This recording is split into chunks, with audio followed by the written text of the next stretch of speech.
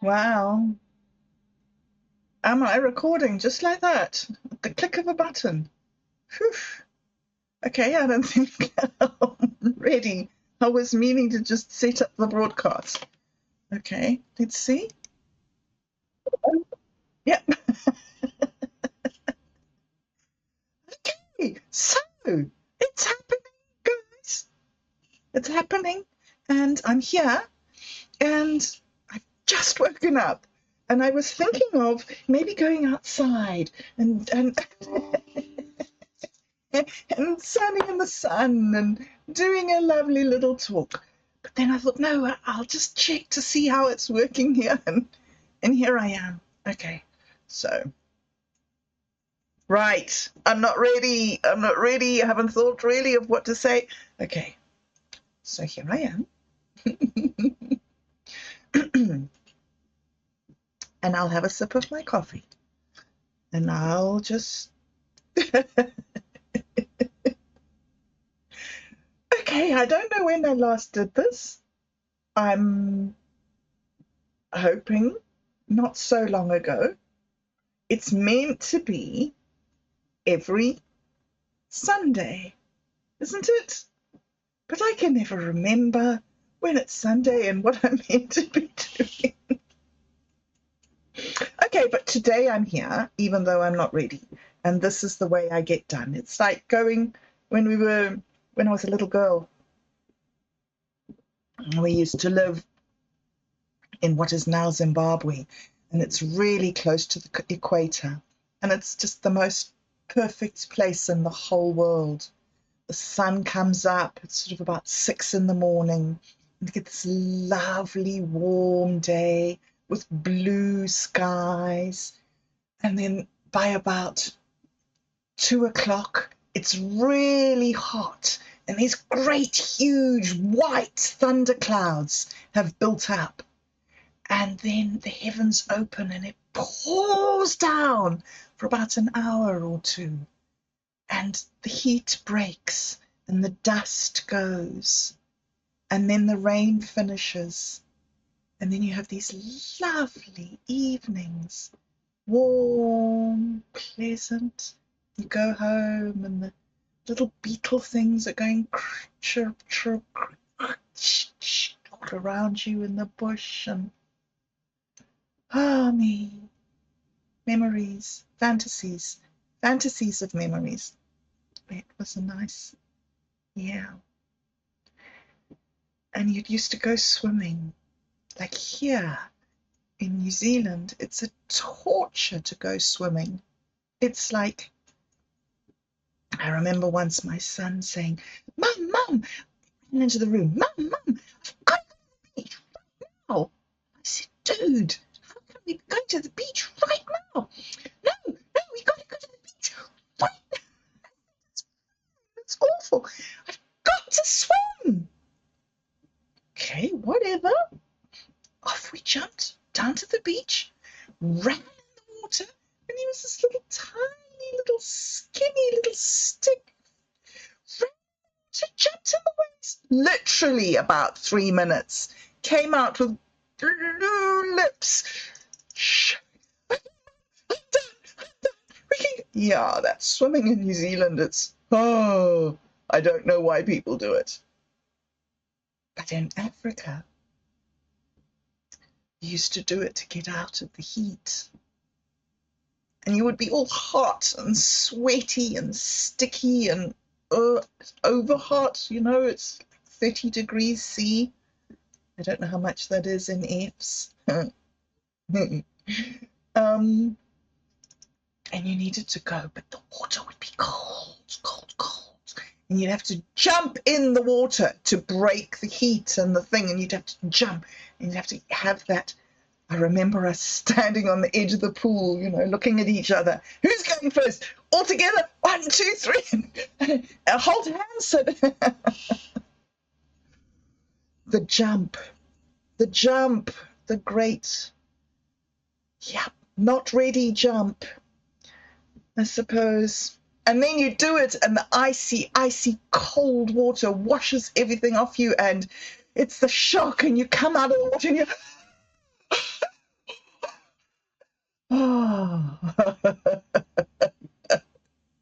Yeah. I don't know why I'm telling you that. It's early, guys. It's early. I'm waking up. All right, coffee time. Coffee time. This isn't coffee. This isn't coffee. This is chai. And I don't know what chai is. And I haven't read the packet. They come in little packets mixed up of the milk and the sugar and I guess sugar, whatever it is. So I just pour something in and pour water in and it gets the stuff. It's turmeric. Turmeric chai. I'm drinking it for the turmeric. I love the turmeric. Anyway, right. So I'm here. And I'm not ready. And I woke up and I checked my cell phone. And there was this thing recommended for me of somebody I sort of follow on, I don't know if follow is the word. I sort of notice stuff that he does. He's a musician guy, a youngster. And for the last couple of days, there's been this thing coming up in his feed about what happened to his daughter in hospital and how people treated him. And I've been like, I'm not interested. Anyway, it keeps coming up. So today I thought, all right, well, the algorithm really wants me to listen to this. And it was this long and involved, ridiculous story of, I don't even want to get into it. And I switched it off. And I thought, wow, really? You did that? You did that, Bob? You switched off something? You were that? It's a very interesting and strange thing that started happening. Is there's this sort of decisiveness. Decisiveness? I don't know. Let me explain it, and then you maybe have the word for what is happening. Okay, so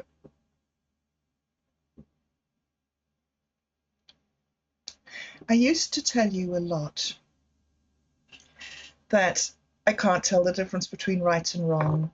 I don't know what's a lie and what's the truth. I don't know what to do. I don't understand. I'm so scared of everything. And I felt as if my world was sort of this great big turmoil, and I used to call it potato soup when I was on the psychiatric drugs, and they gave me all these things, and let's not go into that. Okay, they don't work. They just don't work, and it's just so wrong to put people on these terrible drugs. There's been studies done that have shown that most of the SSRIs work as well as talk therapy does, which is like we talk to each other. As we heal, we talk to each other. It used to be, before we were all working for a living and being upright citizens and proving what good people we were by holding down a job, before we all got conned by that delusion, there used to be people who worked shorter hours or worked on the lands and had spare time in between their duties. And when you had problems, you used to be able to go off with somebody, you know?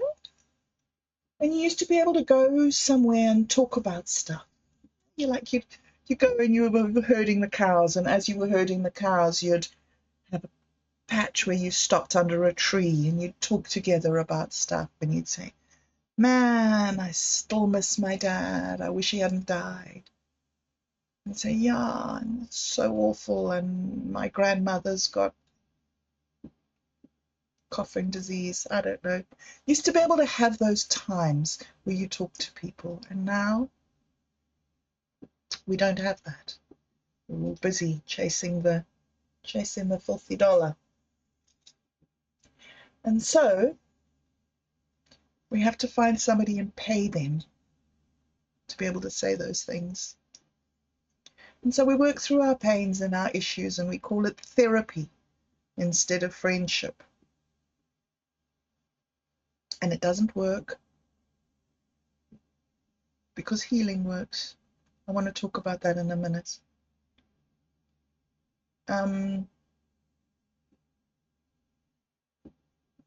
Yeah. All right, so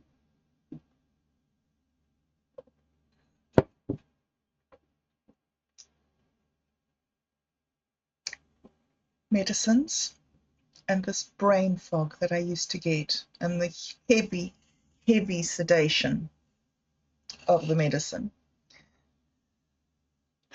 That doesn't work any better than talk therapy or normal healing. But after I came off the medicines, that feeling of confusion and uncertainty didn't fade, didn't go away.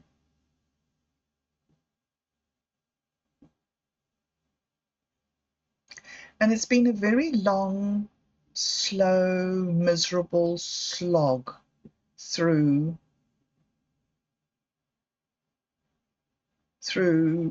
alternative explorations that I'm still in, okay? And not that that's not happening. That's still a part of, yeah, that's still ongoing. However, this strange breakthrough that's happened for me in the last little while. The other day, I was talking to somebody about this delusional state that I sort of exist in, where I feel that everyone is criticizing me, rejecting me, putting me down, making me look stupid. And it's definitely coming from actual people, right? These are people doing this to me. And so a week, 2 weeks ago, I can't remember when it was, I thought to myself, look, I've really got to see what's going on here. I've got to see if I stop smoking the weed, if this will change, if this is a paranoia related to the substance, or if it's some deeper delusion that I have. And I've told my psychologist, I've told friends, I've told my partner, I've tried to tell family members all about these delusional thoughts that I have. And nobody talks back to me about it. I don't know if it's embarrassing or if people just, I don't know what it is. I'm not looking out at me. I'm stuck inside here trying to figure out what's happening in this scrambled egg that is in the place of my brain.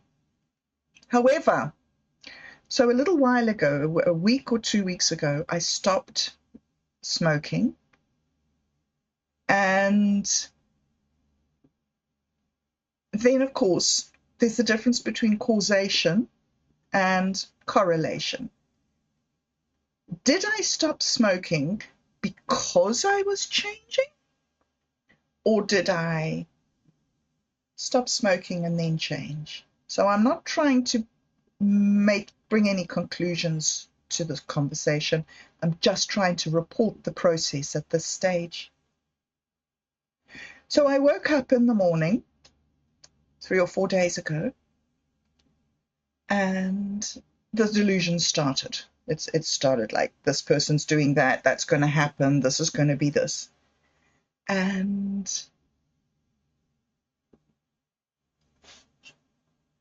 a voice inside me that has not spoken since I was a little girl, a voice inside me that sounded like my mother's voice, said, "Don't be ridiculous.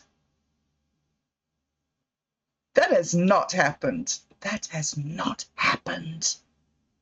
Okay, that voice hasn't spoken again. But that feeling of having a perception and an understanding of what is ridiculous and what is a worthy thought and what is a thought to be just chased out, that seems to have stayed. So this morning I was watching this video about this guy talking about this thing happened in the hospital and they cut off the oxygen pipe to his child and this thing and then, blah, blah, blah, blah, blah. And I was like, okay, I don't know if it's true. I don't know if it's true, and it could be true. But it's not something that I can spend time on. It's not something that I can spend time on. And I closed the video. And this other video popped up of this man standing somewhere in the top of a mountain with a little sort of rusticy village behind him. And there was a wire.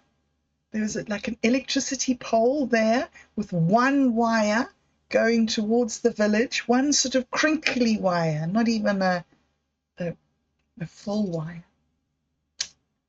Not even, one of those stretched. And he was saying, it's silly for people to tell you to let things go. When an apple is growing in a tree, the apple grows in the tree, and the apple grows, and when you try to pull the apple out of the tree, it hangs on, it's there, it's growing in the tree. It doesn't come off, it's not ready to come off.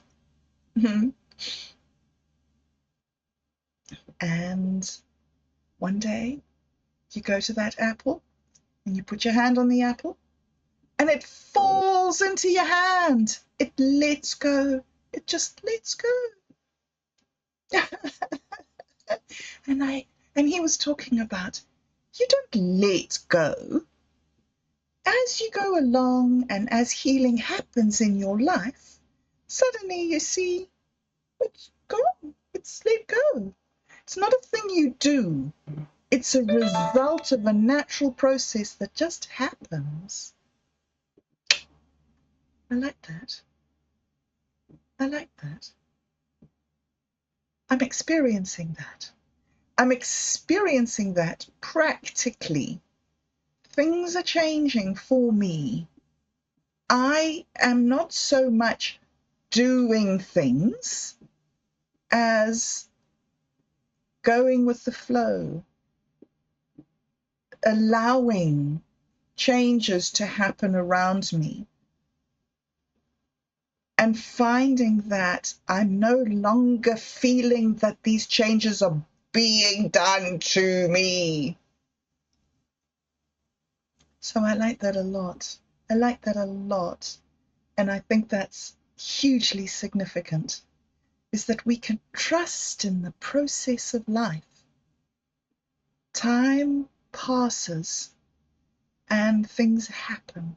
When Carly died, somebody said, it's okay, it's only 5 years, it's 5 years of grief, blah, blah, blah, blah, blah, you'll get over it. And 5 years of feeling this, how can I get through it? And then somebody said, I spoke to something when this guy had a young son of about 22 or 23 who was swimming in the ocean and a current caught him and took him out.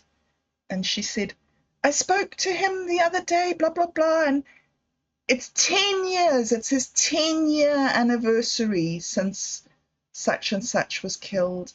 And for the first time in 10 years, I heard a note of joy in his voice. And 10 years? I thought 5 years.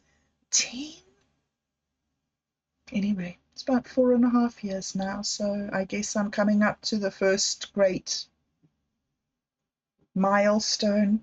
It reminds me when I was in Invercargill and I was on welfare, and here on welfare, you don't just sit on welfare, you have a plan. They help you to work through a plan and to get off welfare, right? So for me, I was in teaching, and they said, oh, that's far too stressful for you. You can't go back to teaching. You'll have to retrain as something else. And I was like, well, surely I can have no, you can't, you've got to retrain. We'll put you on this program and Anyway, so I wasn't in a good way, and I thought that I was listening to good advice, and now looking back, I don't. But at the time, I thought that I was listening to what the establishment said, and and being a good girl and concurring with the authorities and, oh, you know, all those delusions we have. That was 20 years ago. It was 20 years ago. Whew, how times have changed. Okay, so focus. I went on to welfare because of the troubles and put on the medicine, and then I must retrain. So I said to her, well, look, what about if I retrain and do some art work? You know, we do some formal art, and then I can be an art teacher. Surely that would be a step into something less stressful. Oh, well, it never worked out. However, long convoluted backstory. I went to the Southland Institute of Technology there, which had just started doing degree courses. So I did a second degree. I did a Bachelor of Applied Visual Media, which was fascinating and wonderful, and was, in fact, a retraining, because all this video work that I've been doing has come as a result of doing digital photography and understanding all those things. Okay, so the story that I was going to tell you was I met this guy, because of course I'm going to meet a guy. Always meet a guy. Always, it's always meet a guy. And his 13-year-old daughter had died of cancer 3 years ago. And he'd gone to art school to retrain and get off the benefits and get back into society. And so we were both these two sad sacks, he with this terrible grieving of his daughter, and me with my terrible grieving of my, you know, all the domestic stuff. And on the fifth anniversary of his daughter's death, it was hugely significant for him. And I didn't understand.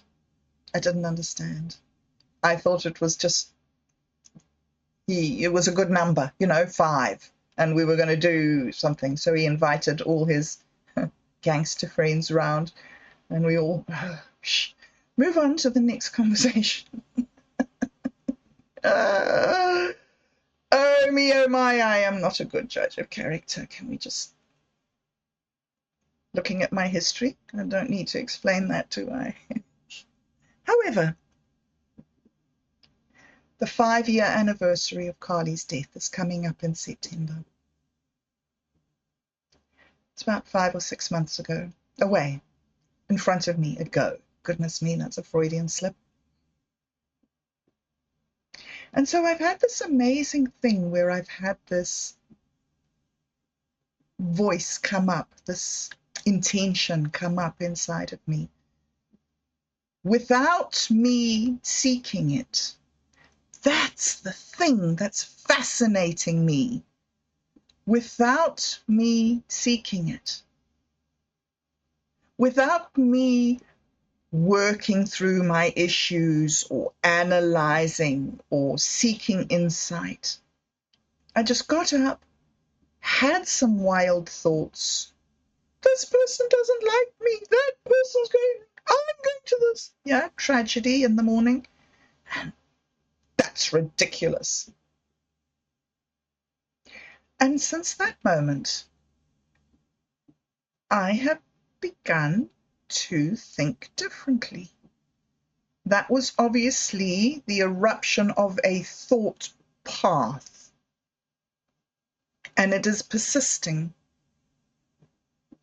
And so, yesterday when I just did that little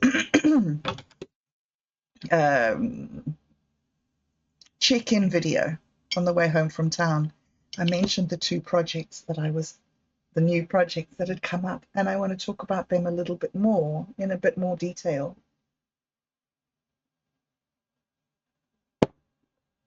There are so many things, so many wonderful, wonderful, wonderful things that are happening for me as a result. I don't want to cry. It's happy tears. It's happy tears. I won't inflict them on you. But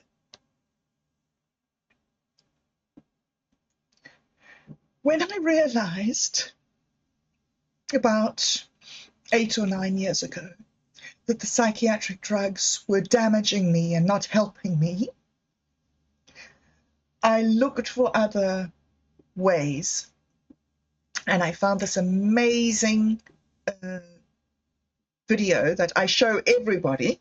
And yeah, even my psychiatrist, I made him sit and watch the video with me. And I said, listen, I know you know all this stuff. I'm not trying to educate you, but you need to hear where I'm at. So I forced him to sit and listen to this video with me by a fellow called Johan Hari, who was absolutely trashing the whole notion of chemical hooks keeping you addicted, and saying addiction is nothing to do with the substance that you're taking. Addiction is to do with your disconnection from life.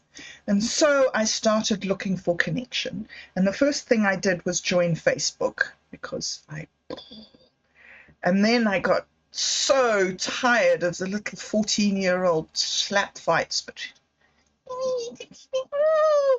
I dislike that childish, adversarial childishness so much. Anyway, somebody suggested Minds to me.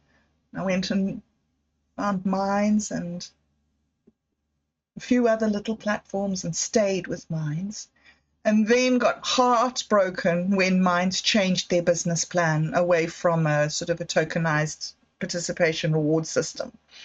And Do Better at the time, Do Better was also struggling like me, I think, or also sort of, in a similar trajectory.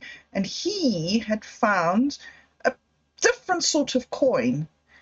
So he introduced me to Mint Me. And I went and joined, and I thought that I was so awesome. Now I've joined this crypto community. And that was it. That was all I did. I joined the crypto community. For 4 years, I was fine. Just having signed up, that was enough. Oh, this phone is irritating me. Why is it on and on and on and on, nagging at me? Oh, crap, that's happening somewhere else. Okay, sorry. Let me stop this. I don't know what's the best way to do it. Airplane mode? There we go. That'll work. Right. I hope it will work. What was I saying? Something Do Better. Mint Me community. MTCG community. So a little while ago, I rejoined it. My journey actually took me closer. In fact, it was through the Infinite Imaginarium, was it? And I made some little tutorial videos trying to understand what was going on. Totally failed. Totally messed everything up. Bought high, sold low, sold people's tokens when I should have been buying them. Oh me, oh my, it was so embarrassing and so ashamed to try and ask for help, because please help me learn how to do 1 + 1. It was so basic, and yet I just couldn't get it. However, then Jolly Llama from Decent Smart Homes took me aside and gave me some amazing lessons and said, look, people are here to trade. They're here to make money. If you make mistakes, they're not going to tell you. They're just going to take advantage of it. It's up to you to understand what you're doing. It took me a few months to absorb that, really. And then it took me a few more months to very tentatively try to place a buy order. Anyway, I'm mostly doing it now without too many mistakes. And I'm learning how to back my project, and that backing other people's projects doesn't speak as loudly as backing your own project. And now I've got to the stage where I've realized that it's actually not about the financial value that you put onto your books. It's about the actual world value that you put into the community. And here I am cycling right back to that video that I found years and years and years ago, that addiction is not about a drug, a substance. Addiction is about a disconnection. And here I am connecting, overcoming these disconnections. And disconnection not meaning not being part of something. Disconnection meaning that somehow in your brain you can't understand where other people are coming from, right? And so you sort of grope for, what do you mean? How is where are you coming from? What's going on? Yeah. And that sort of floundering around to not know, and this great, huge feeling that I had that I never knew what was going on. Well, now I can look back and see, right, that's what, when people look at you and they see you behaving like that, they go, well, they're very disconnected from reality. Wow, yeah, was I ever? And still, I'm not that I'm not now. Okay, so this I'm experiencing and living. I'm living this mind change. Oh, beg your pardon. This mind changing experience of beginning to understand where people are coming from. I don't really get it. Okay, I don't really get it. It takes me a lot of questions, and some people are very sensitive and prickly about answering personal questions, and that's also another minefield that I don't really understand.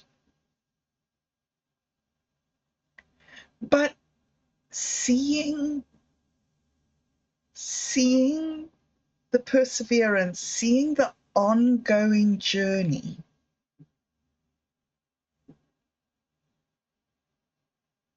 seeing how it's actually happening, and I don't need to make something happen. I need to allow the connections, allow the friendships, allow people to offer me their companionship without being afraid, which is also tricky, because there are people who offer you companionship for ulterior motives. Whew. Wow. See, this is why I didn't do it. This is why I disconnected from the world. It was too hard. I couldn't figure this all out. Anyway. So Do Better brought me to Mincemeat. And years later, I'm starting to see that I'm right. I'm right. This was what we needed. This was what it was. The community, the people being together, the interaction, the forgiveness, the reaching out, the asking for clarification, the forgiveness, acceptance, joy, sharing. I don't know. Yeah. So my partner's mother turns 90 in a few days' time, and we're going today to celebrate her 90th birthday. So I'm going to go, and I'm going to try and be normal for a little bit. I am very, very scared of doing something in real life with real people. Sorry. Okay, sorry. Yeah, a bit silly of me. But, so I'm doing this, and I'm telling you about Do Better. So, sorry guys. Do Better. Right. Now, if I was recording, I'd be able to just cut this bit out and you wouldn't know. But you're here, you're watching. Do Better is doing something totally bizarre. So bizarre that I can't get my head around it. He has a bicycle, and he is bicycling up from Florida to the top, Maine, all along one. Things that men do never cease to amaze me. At least he's not white water rafting or jumping off a bridge with a string tied to his feet. He's just going on a bicycle ride for months and months and months. Right. And he wants a social media manager, and he's asked me. He asked me months ago, about 6 months ago. And I was like, I can't do it. I'm too useless. I will get it wrong. All these things that come from lack of confidence that people call excuses, that are just some sort of pathetic cry from a disturbed mind. Wouldn't the world be wonderful if we knew how to reach people who are in distress? Somebody said to me a couple of weeks ago, nobody can reach you. And I thought, yeah, nobody can reach me, eh? All right. So I have a project ahead of me on learning how to be a social media manager with somebody else's help, somebody who has years and years and years of experience, not doing social media stuff, but airplane mode doesn't work. Okay, so what do I need to put? What mode do I need to put on here? Super silent. Oh, I know. There's maybe a do not disturb mode, is there? Yeah, look, there we go. Until I turn it off. That might be a few days because I might forget that I did that. All right. Goodness me, I am waffly, aren't I? Shoo, I wasn't ready.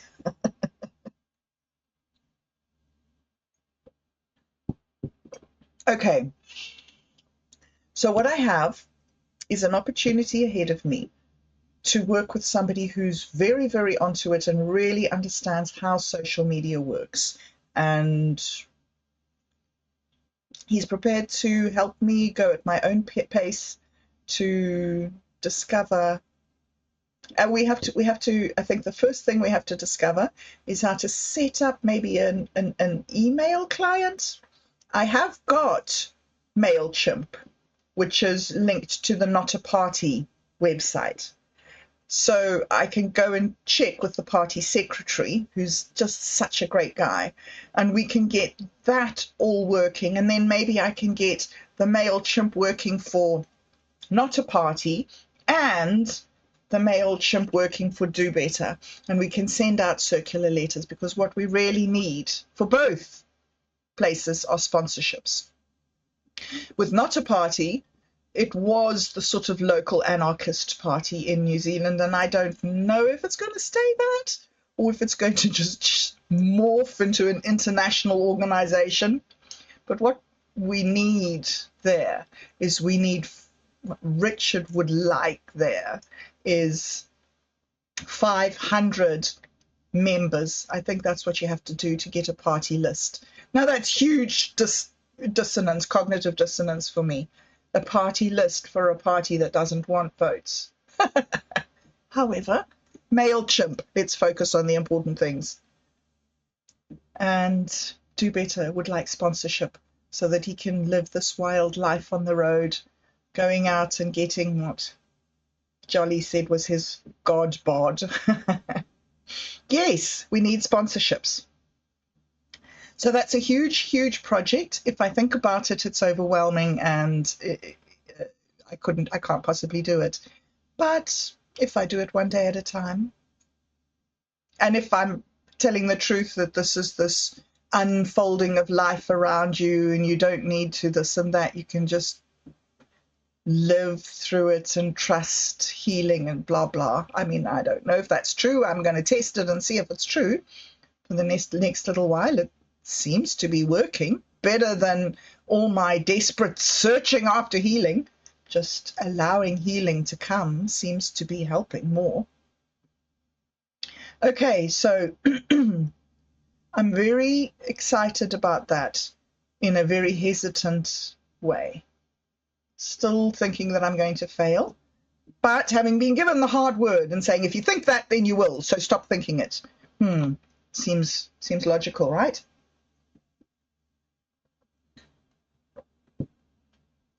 Then the next thing that I'm doing is something that I am so pleased about, because it's another huge, big step out of my comfort zone. My comfort zone being about that big. Last night, I put an application in to Artisan, which is a match funding organization. I don't quite understand it. Apparently, it's called quadratic funding.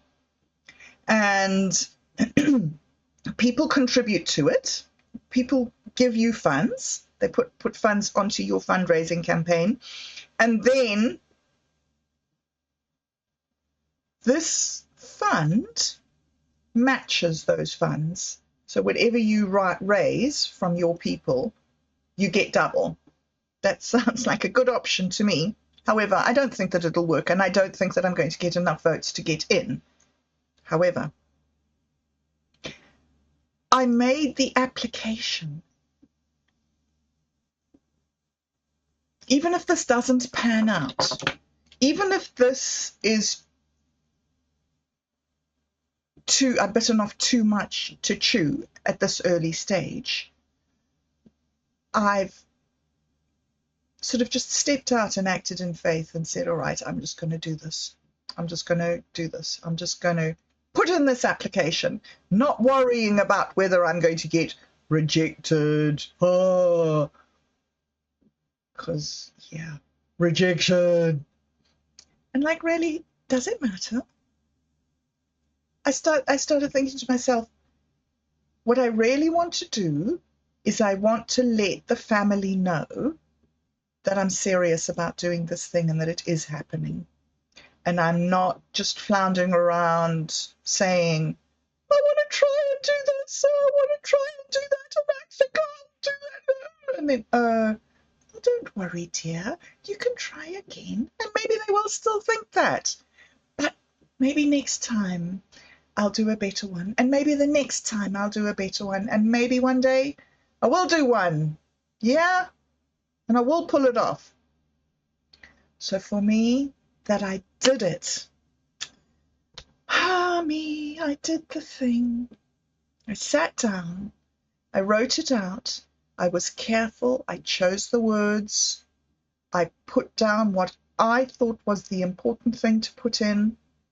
And I didn't worry about being judged for it or criticized about it. I mean, I do worry hugely, okay? Got a big lump in my throat just telling you that I did it. I do worry, but overcoming the worry, right? Is that the better way to put it? Just overcoming the worries, just letting them go. Letting them go, allowing them to go, not holding on to them and saying, well, if I back out now, nobody will ever know that I tried, and so nobody will ever be able to say, oh yeah, there she is screwing it up again. And today, a lovely thing happened, totally unrelated. I went into Mint Me, and there was a bounty there for sponsor the next chapter of Ember, which, as you know, I'm sure by now, I don't think anybody in the whole world cannot know that Bob Dub is in love with the stories of Ember, the little dragon. Why? Why has it grabbed me? I do not know. I don't care. So I have my own story. I have this book that I am going to be translating into a radio play. Hopefully, by hook or by crook, I'm doing it. Whether or not I do it with funding to get a seed script from Satori D. Why I wanted a seed script was, well, the most part of it is that it's fun. I mean, it's the AI, for goodness sake. For my whole life, people have been talking about the AI, artificial intelligence. Is it real? Can it think? Is it sentient? Whoa, whoa, whoa, whoa. And I don't care. I don't care. I just genuinely don't care. Today, it's here, and today I'm playing with it. And I have this thing that before I even knew about LLMs, and I talked to Mom about the book, and I said to her when I was doing it was about 2 years, I think, that I read the stories and I put them up on YouTube, and they're so bad. I look back now and I refer people to them and I think, ooh, you know, it's not a reflection of where I am now, but when I did that, and I read the story, I read the chapters, I think I read 3 chapters at a time, and then I did an interview with my mom. So we had the 3 chapters and then the little talk. And I was embarrassed and self-conscious, and I felt stupid, and I was using my mother to help me practice these skills. And okay, the story is that when I was doing that, I said to her, Mum, what would you know, what's sort of like your dream? What would you like for this book? And I thought she was going to say, it would be great if the family read it. I don't know what I thought she said. Or it would be lovely if a school would use it. I don't know what I thought. But her answer took me completely by surprise. She said, I would love it to be made into a film. Can I read you? I'm sorry, I have to read you. I have to read you this. Look. Where is it? I want to read it to you and I can't find it. Caught in the crossfire. A daring Red Cross doctor will stop at nothing to save the girl he loves. Oh, me. South Africa, 1900. War rages between raging bands of hardy trek boys, ragtag. Haven't got my glasses on. Oh, me. Right. War rages between ragtag bands of hardy trek Boer civilians and the mighty British Empire. Young Ada is caught in the crossfire. Her only hope? Dr. Felix Varnum, a gallant German doctor attached to the Red Cross, who will stop at nothing to rescue her. But can Felix mobilize the forces needed and the superhuman effort required to save the desperate young woman? While Felix and Ada are irresistibly drawn together, the horrors of war intensify around them. Amidst the senseless mayhem, will the flames of love, kindness, and compassion burn as bright as ever? If you enjoy books of hope, courage, and the human spirit in times of destruction, you will love Liz Godwin's historical fiction romance, Caught in the Crossfire. Oh, yay, my mommy, she's so sweet. She's probably the sweetest person in the entire world. She's somebody who can't say no. You say, please, can you help me? She'll say yes. Doesn't matter if she's got 700 other projects and she's got no time to do anything. She won't turn you away. Isn't that amazing to have a mother like that? I'm so blessed. No. Okay, this is her preface. The Boer War was a different war for many reasons. Seldom has a war been waged with the hot patriotism displayed by the Boers. It was an intensely personal war, with a David and Goliath appeal seldom seen in warfare, and one that scarred the soul of many combatants, with the effects lasting often to this very day. The Boer republics neither maintained nor supported a national army. They were just militia or commandos under their commando leader. The Boers from the republics of the Suid-Afrikaanse Republiek, the ZAR, and the Orange Free State, OFS, were notified by the commando law to hold themselves ready for active service at the shortest possible notice. Every burgher between the ages of 16 and 60 had to be ready to fight for his country at any moment.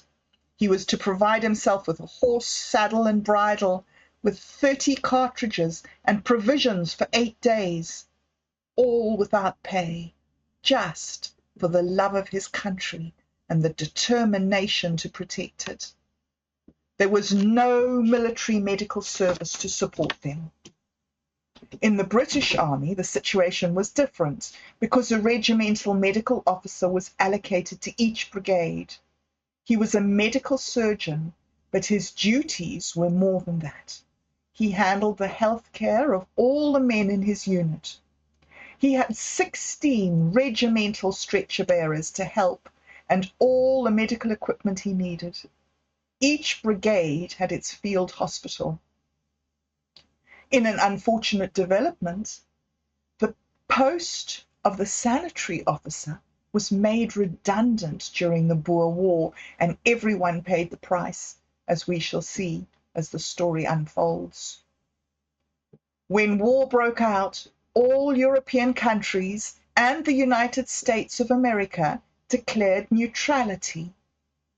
Many people of the countries, however, were not neutral, and they formed the Boer Relief Community, an organization such as the National Red Cross Society.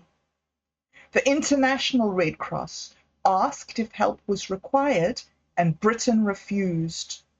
But the two Boer republics accepted and received help from several national Red Cross societies, including the German, Netherlands, French, Russian, and Scandinavian societies. Official figures of the typhoid epidemic revealed that the British force of 556,653 men who served in the Anglo-Boer War, 57,684 contracted typhoid, 8,225 of whom died, while 7,582 were killed in action. As had been the experience in America in the Civil War, the disease was found to occur in the large stationary camps. So that's the preface to the book. So it's quite an emotional roller coaster and a beautiful, beautiful love story. And it ends, I can't tell you, can I? You really don't want the spoilers. It ends with the birth of her baby and her taking its first steps on its first birthday. And it's so sweet because, like, Mother's Day, right? Mother's Day today, and everything good and sweet and lovely and so nice to have a project that I can dedicate myself to so wholeheartedly. And it hasn't been something that came out of me. It's been something that's unfolded around me.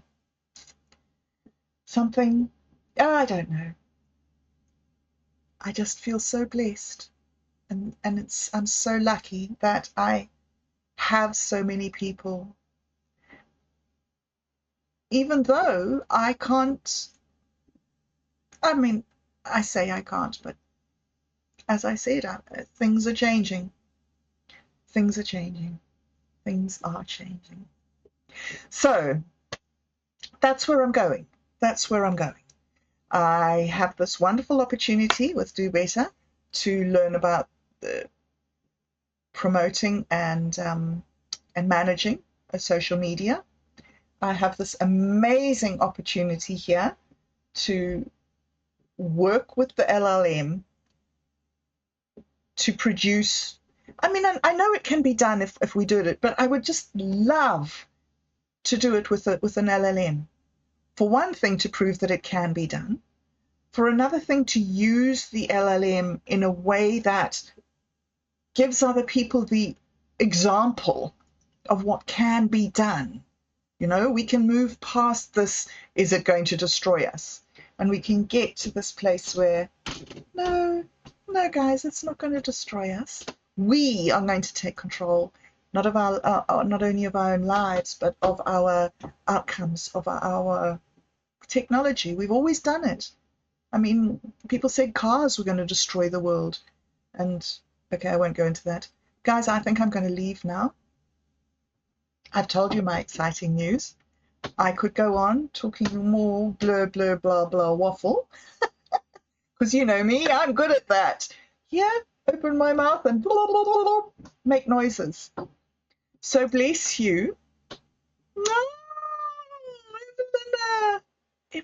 I've always wondered how to say your name. Evelyn. You see, I would have said Evelyn. But Evelina? It's a pretty, pretty, pretty lovely name. Hi, I'm here. Thank you for coming and joining me. Thank you for chatting. Thank you for listening to me. And yeah, and watch this space, because if I can pull it off and we can get the funding, one way or another, by hook or by crook, we're going to be making the radio drama. And after that, if we can, I believe that you can get Blender to generate 3D animations. So imagine if after I'd made the radio play, we need $230. That's my target. I need 230 American dollars in order to buy a seed script. And that will help me. I'll then feed the book. I've got the manuscript, the original manuscript. We'll feed that in. The LLM, without being stupid and sometimes, it will provide us with the script. And then I have somebody who said that they would help me with music track. And then I have this opportunity to learn about Blender and how to generate a 3D. Imagine that, 2025, here I am sitting about, talking to you about making a movie with me and a group of 5 other people, with a musician and an author and I can't remember, a prompt engineer. Who is funding it? At the moment, my sister and I. My uncle has said it's a wonderful project. My dad has said that he would be able to put in a 10% cut of it. So if we can do this, if we can get accepted with Artisan as a project, then they will match fund half. So whatever we raise, they will match. But I have to be accepted and curated and accepted for that, which means that I have to have over 5,000 votes, which doesn't mean 5,000 people, because if you join Artisan as a supporter, it doesn't cost any money.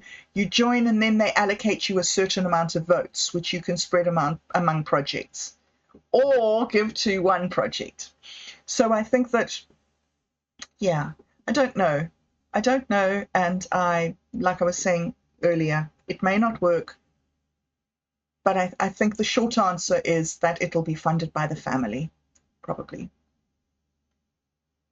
I would have funded it myself until, yeah, Callum got cancer and lost his job and everything. And then actually that I wouldn't have funded it, would I? He would have funded it.